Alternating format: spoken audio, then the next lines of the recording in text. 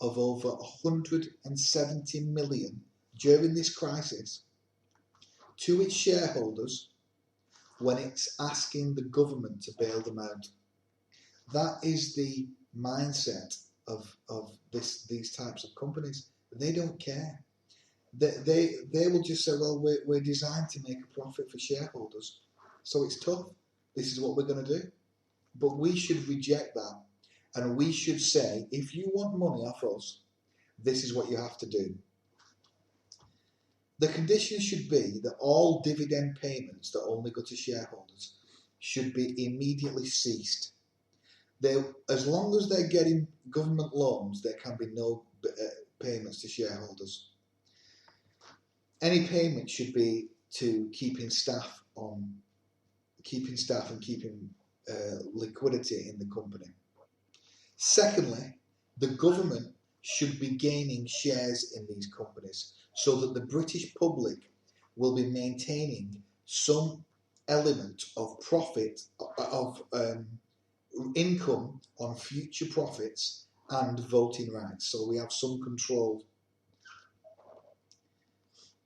Also, all workers should be granted shares so that they will receive dividends and have some voting rights at work.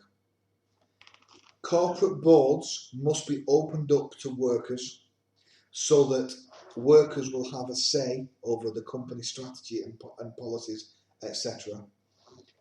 And we should be enforcing pay ratios. So we should have a maximum pay ratio of 10:1. So the highest earner can only earn 10 times the amount of the lowest paid worker. Also, any airliner that is registered in a tax haven and for any reason whatsoever, because of that legal mechanism, gains a tax advantage and depletes revenue from the British public purse, compared with a British company that isn't able to gain a tax advantage, they should have to pay the equivalent amount of taxes on any of those profits as a normal British company would do.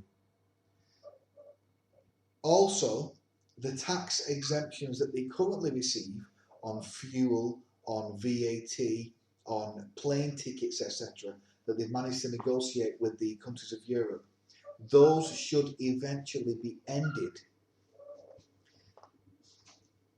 so that the British purse is not depleted from legitimate revenues that we should be getting.